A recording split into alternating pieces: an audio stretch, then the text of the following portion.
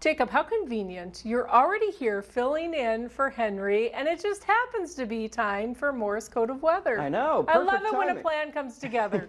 Well, we were talking about the great weather we've been having, but earlier in the summer we had a lot of severe weather in the area. Dickinson got some hail in June. Bismarck, we've had a couple of hail events. Williston as well. Minot was close by with a severe thunderstorm a couple of weeks ago. So let's talk about the ingredients that severe weather needs to develop in the area. So there's an acronym that's an easy way to remember the four main ingredients we need for severe weather. It's SLIM, S standing for shear, L standing for lift, I standing for instability, and M standing for moisture. Shear is the turning of winds with height. We'll go more into each of these in a minute. Lift is how we force rising air. It's a lifting mechanism to get air to rise to form clouds and stronger thunderstorms. Instability allows for that air that's rising to rise very rapidly and form large and stronger thunderstorms. And we need the moisture in order to produce those clouds in the first place. So let's start off with shear. Shear is arguably the most important ingredient for severe weather. And there's two types of wind shear. One is speed shear, and that is when we have different wind speeds as we go up in height in the atmosphere. So in this example, the winds are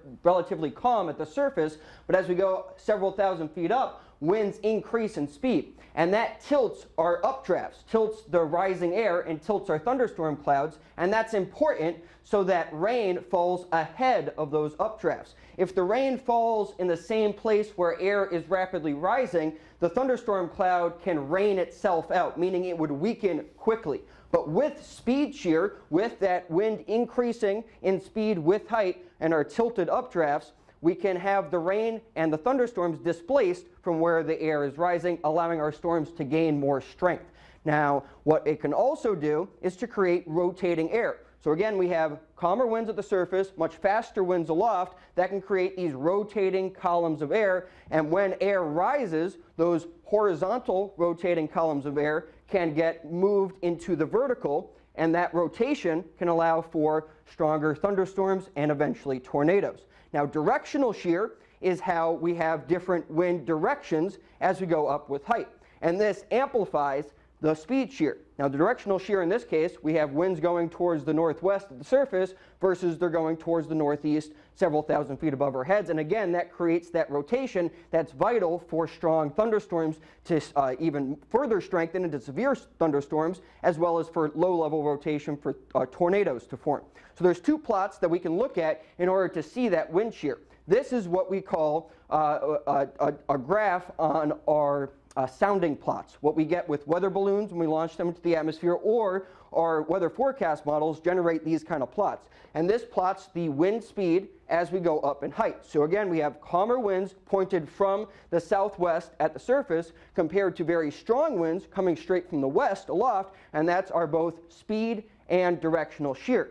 This is a hodograph, what we call this, and this plots that wind shear as we go up in height. And the more that this plot is curved, the more shear we have, the more rotation we have in the atmosphere to generate those strong and severe thunderstorms.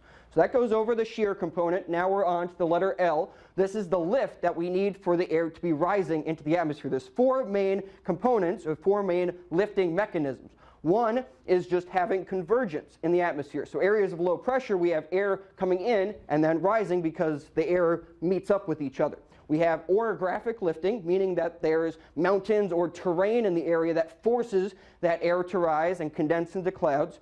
We have convectional heating, meaning that the sun radiates down to the ground. It's heat that warms the ground, and then that warm air rises.